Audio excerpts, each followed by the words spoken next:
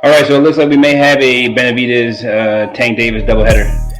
Um, Great idea, great idea based on what was up and coming. So this is Love Hook. I'm Donnie P. Let's go.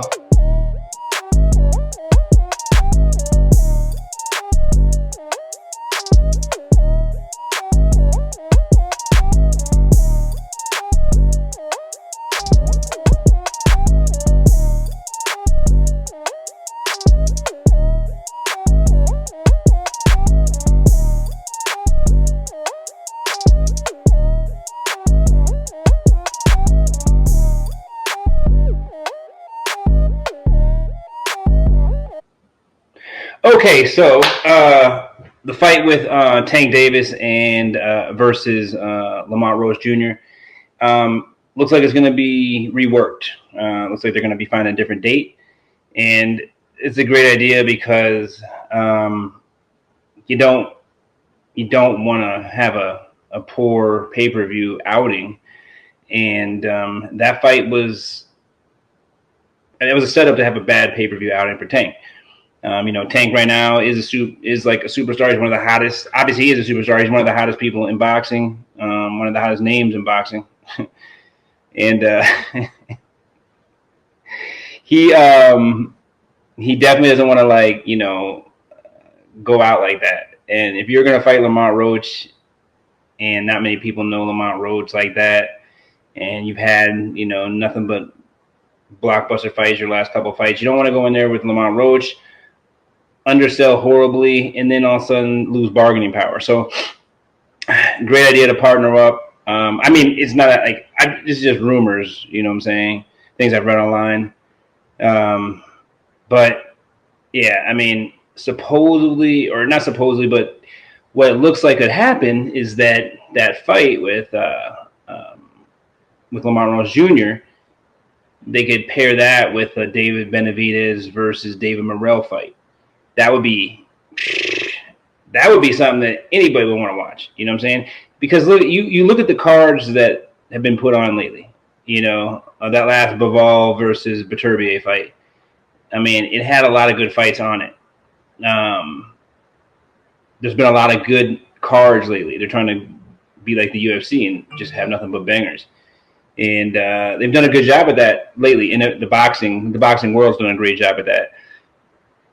You can't, for Tank to kind of come on fight fight Lamont Roach Jr., even though it might be a great fight.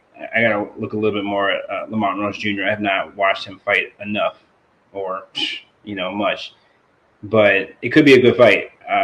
But still, that's not a name that's gonna attract a lot, and especially since that fight is gonna be going on, just before the Usyk versus Tyson Fury fight, you don't want to have that kind of a pay-per-view going right before that fight when people are like, well, if it's going to be one or the other, you know which one they're taking. So that's not even going to be a question. But now you put Benavidez and Morrell on that card. Me personally, I would rather watch Benavidez Morrell and then have Tank and Lamont Roach Jr. than to watch Usyk versus Tyson alone. That's just me. Heavyweight is not my favorite division in boxing. Not right now, anyway. My favorite division has typically been, between 140 and 160. Usually in between there, you can find like what I'm liking to watch. And right now, it's definitely, right in there as well. 135 is amazing. 140 is amazing. 147, 154 is looking a lot better. 160 is looking 168. No, 168 and 175 are actually looking really good. Because they're kind of intermingling, they're commingling. So we can definitely get some great fights between 168 and 175. We can definitely get some great fights 135 and 140. 135 and 140 to me is the best right now. Easily. 135 and 140 is just, there's I could make 10 fights easy. That would be pay-per-view in my opinion. But so this is a good move by Tank. I mean, good move by his handlers. I mean, obviously they know they're the money people. They know what's going to make money and what's not. They must have been looking at the numbers and seeing that wasn't really going to pan out too well. I wasn't going to pay for that pay-per-view. I can tell you that. I mean, listen, I was going to pay for the pay-per-view. I would pay for the pay-per-view just because I got to watch it. You know what I'm saying? Like, I got to watch it. I have to see what's going on. You know what I'm saying? If I'm going to talk about boxing, I got to watch everything. So I would get it. But it's not something I was going to be hyped to watch like you want to be. I'm hyped to watch boxing, period. If Tank is fighting, I'm going to be hyped to watch just because I love watching Tank fight. And, he goes and gets dudes. I mean, that's just like you said, he gets people out. And who doesn't want to watch that?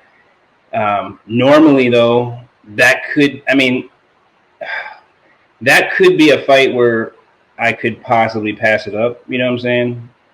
I won't pass it up now. And I love every boxing match I can get that's, pay-per-view worthy. And any pay-per-view fighter in general, I want to watch it because I want to see, how they're, I want to watch it. Obviously, I just want to watch it. I love watching boxing. But that to me that's a fight that shouldn't be on pay-per-view. Now you pair that with Morrell and Benavidez. I mean, that's a great pay-per-view. You know what I'm saying? That's a great when it goes from on the cusp of pay-per-view. I mean, like I said, Tank's a pay-per-view guy. He's worth the pay-per-view almost no matter who he's fighting. Almost like Trinidad was. Trinidad at some point became a pay-per-view fighter, and it doesn't matter who he was fighting. Roy Jones, even though he had a huge contract from HBO, but he was a fighter that it didn't matter. You wanted to watch. And then same with Floyd. It doesn't matter who he's fighting. Floyd could pretty much have fought anybody in his prime. And now same Pacquiao too, and now Tank. Tank is right there with those guys you're going to watch. Canelo, obviously one of those guys you're going to watch. But Canelo's been, at least his level of competition is better than, Lamont Roach Jr. So, you're going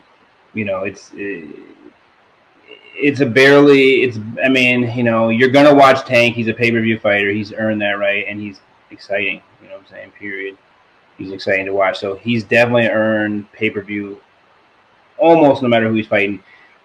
But, as a fan, you want better. You want more. You want a opponent where it's not a guaranteed, knockout. Even though Tank's getting to that point where it's almost like, man, there's only one or two guys that it's even a question. When Tank steps in there, right now, like after the last fight, after Frank, I can't say anything anymore ever. And I wasn't all the way sold on Tank. Now I'm all the way sold on Tank. And when I say all the way sold, I knew he was amazing. Even when I say I wasn't all the way sold. My problem with Tank was that he would kind of give up rounds, right? Or, be losing halfway through the fight, oftentimes on scorecards. Even against Raleigh, I would say he was down before he stopped him. But that's the thing. Tank has proven that he can stop anybody whenever he wants to. You know what I'm saying? Like whenever he wants to, he can go after you. And then when you come after him, he can stop you whenever he wants as well. That's what he preferred to do. He preferred you to come after him. And that's why, that's why a big reason why he's probably losing some rounds and losing some fights before he stops people, because he's just playing cat and mouse with you. He's letting people come after him. I've seen him do it all the time. And I saw him do that all the time. I was like, man, Tank just likes to goad people into coming after him. He makes himself look kind of meek and weak and like he doesn't want any. And then as soon as you jump on him, boom, lights out. And, Tank has, I think his, obviously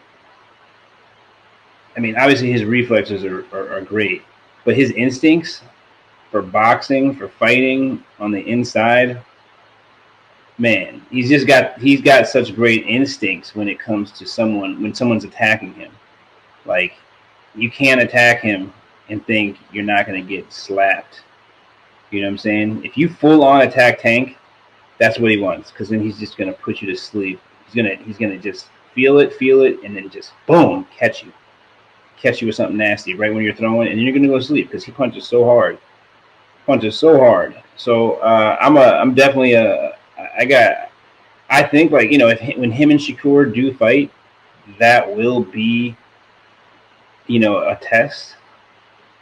That will be the test for Tank. If Tank, I mean, that will be the test, because Shakur is super disciplined and super. I mean, he's sick, and very quick. Defense is amazing.